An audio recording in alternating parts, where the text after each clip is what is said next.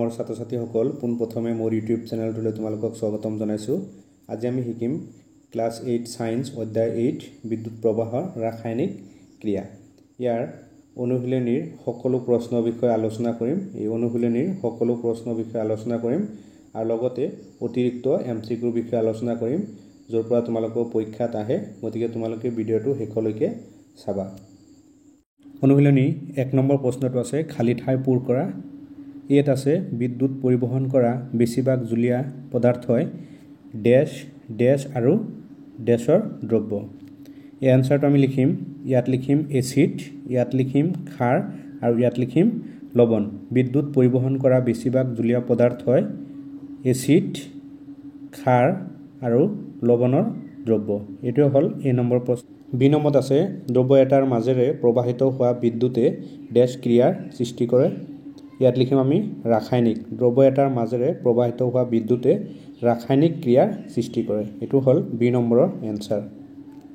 C নম্বৰত আছে copper sulphate দ্ৰব্যৰ মাজেৰে বিদ্যুৎ প্ৰবাহিত কৰিলে বেটাৰীৰ ডেশ মেৰুৰ লগত সংযোগ কৰা পাতৰ ওপৰত তামৰ লেপন পৰিব। ইয়াত লিখিম আমি ঋণাত্মক। কপাৰ ছালফেট দ্ৰব্যৰ মাজেৰে বিদ্যুৎ প্ৰবাহিত কৰিলে বেটাৰীৰ ঋণাত্মক মেৰুৰ লগত সংযোগ কৰা পাতৰ ওপৰত তামৰ লেপন পৰিব। এইটো হ'ল চি নম্বৰ প্ৰশ্নৰ এনসাৰ। ডি নম্বৰত আছে বিদ্যুতৰ দ্বাৰা কোনো এবিধ বিচাৰ ধাতুৰ লেপন আন এটা বস্তুৰ ওপৰত দিয়া কাৰ্যক ডেশ বোলে। ইয়াত লিখিম আমি বিদ্যুৎ লেপন। বিদ্যুতৰ দ্বাৰা কোনো এবিধ বিচাৰ ধাতুৰ লেপন আন এটা বস্তুৰ ওপৰত দিয়া কাৰ্যক বিদ্যুৎ লেপন বোলে। কেতিয়াবা তোমালোকৰ পৰীক্ষাত আহে বিদ্যুৎ লেপন কাক বোলে, এইখিনি লিখিলেও হৈ যাব। 2 নম্বৰত আছে যেতিয়া টেষ্টাৰৰ মুক্ত মূৰ দুটা দ্ৰব্য এটাত ডুবাই দিয়া হয় তেতিয়া চুম্বক শালাই বিক্ষেপণ দেখুৱাই। তুমি কাৰণটো ব্যাখ্যা কৰিব পাৰিবানে? ইয়াৰ এনসাৰ হ'ব যেতিয়া টেষ্টাৰৰ মুক্ত মূৰ দুটা দ্ৰব্য এটাত ডুবাই দিয়া হয় তেতিয়া চুম্বক শালাই বিক্ষেপণ দেখুৱায়। যেতিয়া টেষ্টাৰৰ মুক্ত মূৰ দ্ৰব্যত সুমুৱাই দিয়া হয় ই দ্ৰব্যৰ মাজেৰে বৰ্তনীটো সম্পূৰ্ণ কৰে। বৰ্তনী সম্পূৰ্ণ হ'লে বিদ্যুৎ চালিত হয়। বিদ্যুৎ চালিত হ'লে তাত সৃষ্টি হোৱা চুম্বক ক্ষেত্ৰই চুম্বক শালাৰ বিক্ষেপণ ঘটুৱায়। এইটোৱে হ'ল 2 নম্বৰ প্ৰশ্নৰ এনসাৰ। 3 নম্বৰত আছে তিনিটা জুলীয়া পদাৰ্থৰ নাম লিখা যিবোৰ চিত্ৰ 8.9 এইটো হ'ল চিত্ৰ 8.9ত দেখুওৱা ধৰণে পৰীক্ষা কৰিলে চুম্বক শালাৰ বিক্ষেপণ ঘটিব পাৰে। এই এনসাৰটো আমি লিখিম 1 নম্বৰত লিখিম নিমখ পানী, 2 নম্বৰত লিখিম হাইড্ৰক্লৰিক এচিড, 3 নম্বৰত লিখিম কপাৰ ছালফেট দ্ৰব্য। এইটো হ'ল 3 নম্বৰ প্ৰশ্নৰ এনসাৰ। 4 নম্বৰত আছে চিত্ৰ 8.10ত দেখুওৱা ব্যৱস্থাত বাল্বটো জ্বলা নাই। সম্ভৱৰ কাৰণবোৰ লিখা, তোমাৰ উত্তৰ ব্যাখ্যা কৰিবা। এইটো এটা বেটাৰী দিয়া আছে আৰু এইটো এটা বাল্ব দিয়া আছে আৰু এটা পানীৰ বৰ্তনী, ইয়াৰ মাজত কাৰেণ্ট পাৰ হৈ যায়। ইয়াত এই বাল্বটো নজ্বলাৰ কি কি কাৰণ হ'ব পাৰে সেই কাৰণকেইটা আমাৰ লিখিব দিছে। তো আমি এ নম্বৰত লিখিছোঁ বৰ্তনীৰ সংযোগ ঢিলা থাকিব পাৰে, তাৰমানে বৰ্তনীৰ কানেকশ্যন যদি ঢিলা থাকে তেতিয়া বাল্বটো নজ্বলে। বি নম্বৰত লিখিছোঁ বাল্বটো বেয়া হ'ব পাৰে, বাল্বটোও বেয়া থাকিব পাৰে, বাল্ব বেয়া থাকিলে বাল্ব নজ্বলে।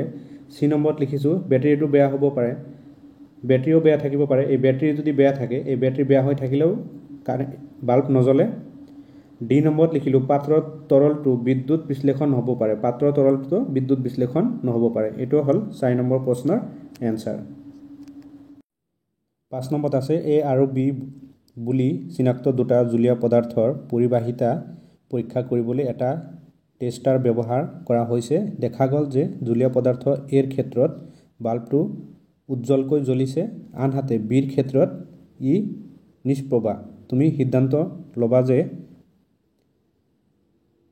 এ নম্বৰত আছে জুলীয়া পদাৰ্থ বিতকৈ জুলীয়া পদাৰ্থ এ উন্নত পৰিবাহী। বি নম্বৰত আছে জুলীয়া পদাৰ্থ এতকৈ জুলীয়া পদাৰ্থ বি উন্নত পৰিবাহী।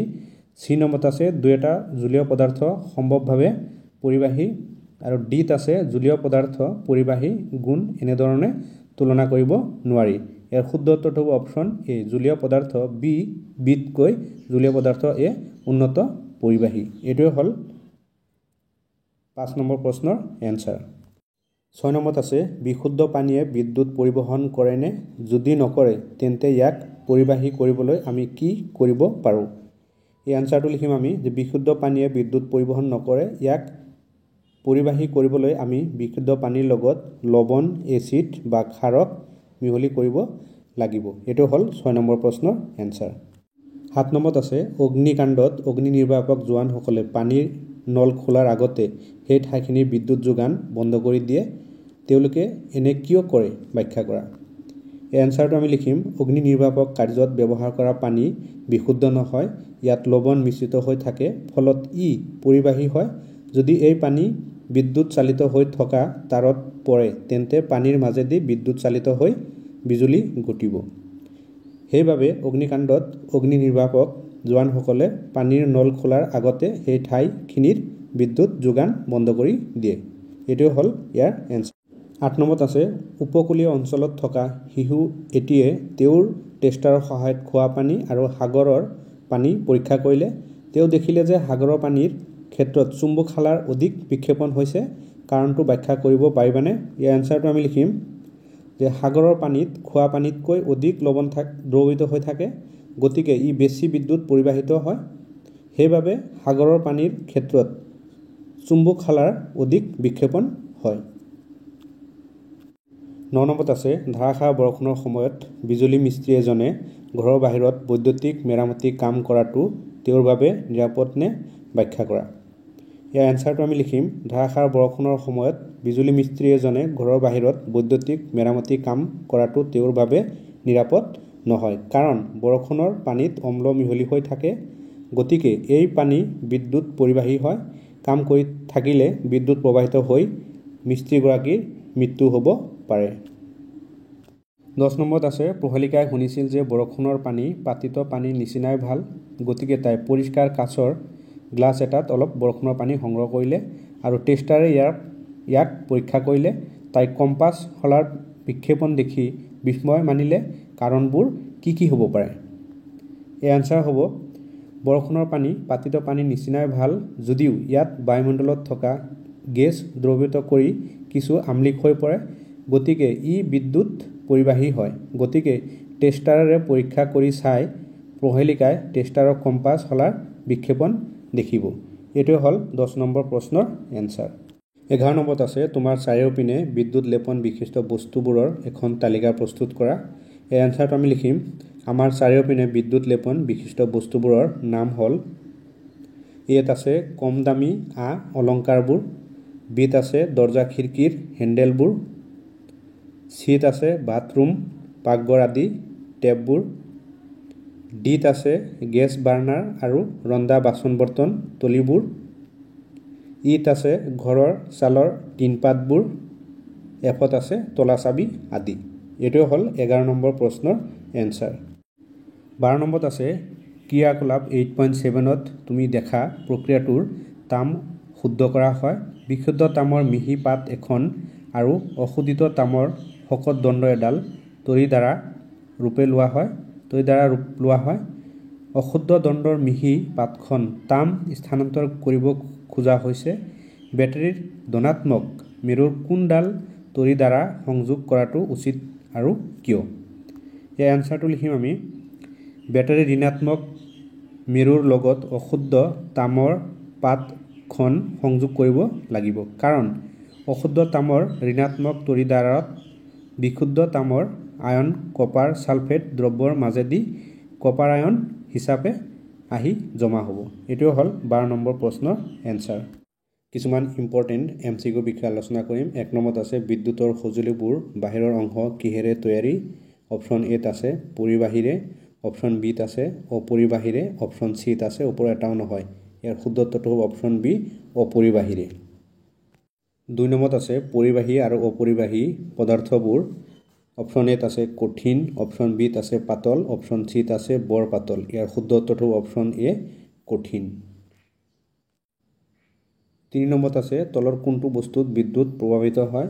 অপশ্যন এত আছে নিমখ, অপশ্যন বিত আছে চেনি, অপশ্যন চিত আছে আটা। ইয়াৰ শুদ্ধ উত্তৰটো হ'ব অপশ্যন এ নিমখ। নিমখত বিদ্যুৎ প্ৰভাৱিত হয়। 4 নম্বৰত আছে বিশুদ্ধ পানীৰ মাজেৰে বিদ্যুৎ প্ৰভাৱিত ডেছ। অপশ্যন এত আছে হয়, অপশ্যন বিত আছে নহয়, অপশ্যন চিত আছে কেতিয়াবা হয়। ইয়াৰ শুদ্ধ উত্তৰটো হ'ব অপশ্যন বি নহয়। বিশুদ্ধ পানীৰ মাজেৰে বিদ্যুৎ প্ৰভাৱিত নহয়। 5 নম্বৰত আছে বেটাৰী নোলোৱাকৈ বাল্বটো ডেছ। অপশ্যন এত জ্বলিব, অপশ্যন বিত নজ্বলে, অপশ্যন চিত আছে জ্বলাৰ সম্ভাৱনা আছে। ইয়াৰ শুদ্ধ উত্তৰটো হ'ব অপশ্যন বি নজ্বলে। বেটাৰী নোলোৱাকৈ বাল্বটো নজ্বলে। 6 নম্বৰত আছে বাল্বটো কি হ'লে নজ্বলে। অপশ্যন এত আছে বিদ্যুৎ প্ৰবাহিত হ'লে, অপশ্যন বিত আছে বিদ্যুৎ প্ৰবাহিত নহ'লে, অপশ্যন চিত আছে ওপৰৰ এটাও নহয়। ইয়াৰ শুদ্ধ উত্তৰটো হ'ব অপশ্যন বি বিদ্যুৎ প্ৰবাহিত নহ'লে। বিদ্যুৎ প্ৰবাহিত নহ'লে বাল্ব নজ্বলে। 7 নম্বৰত আছে বিদ্যুতৰ কেইটা কোষ থাকে। অপশ্যন এত আছে এটা, অপশ্যন বিত আছে দুটা, অপশ্যন চিত আছে তিনিটা। ইয়াৰ শুদ্ধ উত্তৰটো হ'ব অপশ্যন বি দুটা।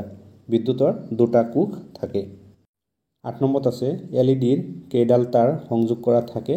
অপশ্যন এত দুডাল, অপশ্যন বিত 4ডাল, অপশ্যন চিত 6ডাল। ইয়াৰ শুদ্ধ উত্তৰটো হ'ব অপশ্যন বি দুডাল। এলইডিত দুডাল তাৰ সংযোগ কৰা থাকে। 9 নম্বৰত আছে এলইডিৰ চুটি তাৰডালক কি বোলে। অপশ্যন এ ধনাত্মক মেৰু, অপশ্যন বি ঋণাত্মক মেৰু, অপশ্যন চি বিদ্যুৎ বিশ্লেষ্য। ইয়াৰ শুদ্ধ উত্তৰটো হ'ব অপশ্যন বি ঋণাত্মক মেৰু। 11 নম্বৰত আছে তলৰ কোনটো বিদ্যুৎ বিশ্লেষ্য। অপশ্যন এ চেনি, option B glucose, option C sodium chloride. ইয়াৰ শুদ্ধ উত্তৰটো হ'ব অপশ্যন চি সোডিয়াম ক্লোৰাইড। 11 নম্বৰত আছে বিদ্যুৎ বিশ্লেষ্যই গলিত অৱস্থাত বিদ্যুৎ পৰিবহণ। অপশ্যন এত আছে কৰে, অপশ্যন বিত আছে নকৰে, অপশ্যন চিত আছে কৰে কিন্তু কম। ইয়াৰ শুদ্ধ উত্তৰটো হ'ব অপশ্যন এ কৰে। বিদ্যুৎ বিশ্লেষ্যই গলিত অৱস্থাত বিদ্যুৎ পৰিবহণ কৰে। 12 নম্বৰত আছে এবিধ ধাতুৰ ওপৰত আন এবিধ ধাতুৰ প্ৰলেপ দিয়া কাৰ্যক কি বোলে। অপশ্যন এ বিদ্যুৎ বিশ্লেষণ, অপশ্যন বি বিদ্যুৎ লেপন, অপশ্যন চি বিদ্যুৎ বিশ্লেষ্য। ইয়াৰ শুদ্ধ উত্তৰটো হ'ব অপশ্যন বি বিদ্যুৎ লেপন। 13 নম্বৰত আছে এচিড, ক্ষাৰক আৰু লৱণ হ'ল। অপশ্যন এত আছে বিদ্যুৎ বিশ্লেষ্য, বিত আছে বিদ্যুৎ বিশ্লেষণ, চিত আছে বিদ্যুৎ লেপন। ইয়াৰ শুদ্ধ উত্তৰটো হ'ব অপশ্যন এ বিদ্যুৎ বিশ্লেষ্য। 14 নম্বৰত আছে গজালবোৰক ঋণাত্মক মেৰুৰ সৈতে সংযোগ কৰিলে কি হয়। অপশ্যন এত আছে বিদ্যুৎ বিশ্লেষণ, অপশ্যন বিত আছে ইলেক্ট্ৰড, অপশ্যন চিত আছে বিদ্যুৎ লেপন। ইয়াৰ শুদ্ধ উত্তৰটো হ'ব অপশ্যন বি ইলেক্ট্ৰড। গজালবোৰক ঋণাত্মক মেৰুৰ সৈতে সংযোগ কৰিলে কি হয় ইলেক্ট্ৰড হয়। 15 নম্বৰত আছে তলৰ কোনটো বিদ্যুৎ প্ৰবাহ নহয়। অপশ্যন এ নিমখ, অপশ্যন বি গজাল, অপশ্যন চি চেনি। ইয়াৰ শুদ্ধ উত্তৰটো হ'ব অপশ্যন চি। 16 নম্বৰত আছে পৰিবাহী আৰু অপৰিবাহীবোৰ কি পদাৰ্থ। অপশ্যন এত আছে কোমল পদাৰ্থ, অপশ্যন বিত আছে কঠিন পদাৰ্থ, অপশ্যন চিত আছে টান পদাৰ্থ। ইয়াৰ শুদ্ধ উত্তৰটো হ'ব অপশ্যন বি কঠিন পদাৰ্থ। পৰিবাহী আৰু অপৰিবাহীবোৰ হ'ল কঠিন পদাৰ্থ। 17 নম্বৰত আছে ফিলামেণ্টডালে বিদ্যুৎ প্ৰবাহিত কৰাত কি কৰে। অপশ্যন এত আছে সহায় কৰে, অপশ্যন বিত আছে ধ্বংস কৰে, অপশ্যন চিত আছে বাধা দিয়ে। ইয়াৰ শুদ্ধ উত্তৰটো হ'ব অপশ্যন চি বাধা দিয়ে। ফিলামেণ্টডালে বিদ্যুৎ প্ৰবাহিতত বাধা দিয়ে। 18 নম্বৰত আছে কাঁচৰ পাত্ৰটোত কিছু কপাৰ ছালফেট দ্ৰব্য দিয়া আছে। এই দ্ৰব্য দেখিবলৈ কেনেকুৱা হ'ব। অপশ্যন এ ৰঙা, অপশ্যন বি নীলা, অপশ্যন চি বগা। ইয়াৰ শুদ্ধ উত্তৰটো হ'ব অপশ্যন বি নীলা। 19 নম্বৰত আছে দ্ৰব্যত কিছুমান পদাৰ্থই বিদ্যুৎ পৰিবহণ কৰে, তেনে পদাৰ্থক কি বোলে। অপশ্যন এত আছে বিদ্যুৎ লেপন, অপশ্যন বিত আছে বিদ্যুৎ বিশ্লেষ্য, অপশ্যন চিত আছে ওপৰৰ এটাও নহয়। ইয়াৰ শুদ্ধ উত্তৰটো হ'ব অপশ্যন বি বিদ্যুৎ বিশ্লেষ্য। 20 নম্বৰত আছে টিনপাত আচলতে কি। অপশ্যন এত আছে বিদ্যুৎ, অপশ্যন বিত আছে আইৰণ, অপশ্যন চিত আছে ওপৰৰ দুই এটা। ইয়াৰ শুদ্ধ উত্তৰটো হ'ব অপশ্যন বি আইৰণ। টিনপাত হ'ল আচলতে আইৰণ।